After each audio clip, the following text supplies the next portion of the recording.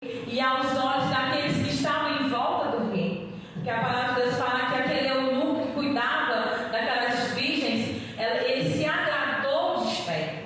E ele começou a tratar ela diferente. Começou a dar ideias para ela mais do que as outras. Porque o Senhor, quando Ele quer nos abençoar, Ele cria situações. Quando o Senhor quer nos dar vitória, Ele faz de uma tragédia vir acontecer uma vitória na nossa vida. Ele faz de uma situação ruim, que aos nossos olhos seja ruim, para dar uma vitória maior. E a palavra de Deus fala que Esther passou por aquela seletiva, passou por todo o processo do rei. Mas se você meditar nessa palavra, aconteceu uma situação em que foi decretado para que todos os judeus daquele lugar morressem.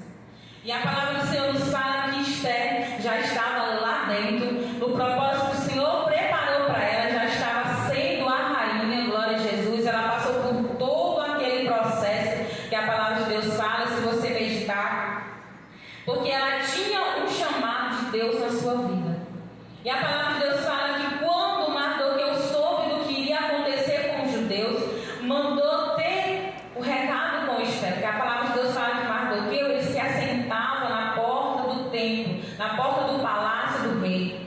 E Esther, irmãos, ela tinha a situação, quando Mardoqueu se assentou naquela porta, já criou-se uma situação, porque Mardoqueu tinha um convívio com aquele povo, e aí começou a passar a instrução. Então Esther já tinha mais ou menos um porte de como se comportar no reinado, de como se entrar, como se posicionar diante de uma sociedade, diante de uma realeza. Então, quando Mardoqueu soube daquela situação, mandou o recado para Esther. A palavra de Deus fala que ela temeu, ela teve medo. Mas quando Mardoqueu falou para ela assim: chegou o tempo, por acaso se você não se posicionar, a tua casa vai livrar? Não, você também vai morrer, porque você é judeia, glória a Jesus. E naquele momento, irmãos, o que eu admiro de Esther, porque o reinado inteiro estava na mão daquela jovem senhora, daquela jovem rainha. E o que eu imagino, irmãos, que o Senhor deu estratégia para ela.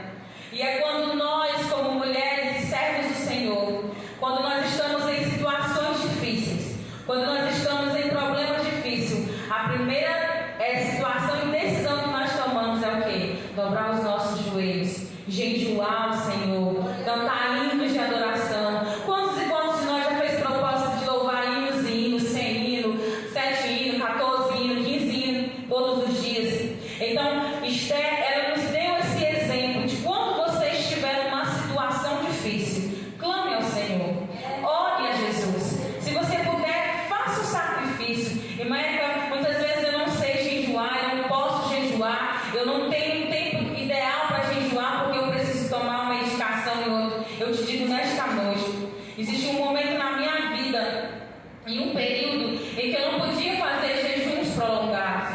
Mas o Senhor me deu uma estratégia, irmãos. E um dia eu conversando com uma irmã, ela falou assim: Érica, muitas vezes você não pode estar jejuando o jejum prolongado que é estipulado, mas faça o jejum conforme as suas forças. E ela me orientou.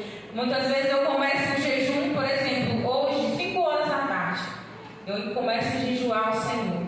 E como lá no período eu tomava uma medicação 9, 9h30, máximo 10 horas da noite, a partir de 4, 5 horas da tarde, eu dobrava o meu joelho e falava: Jesus, inicia-se o meu jejum em prol disso, Senhor, em prol desse propósito.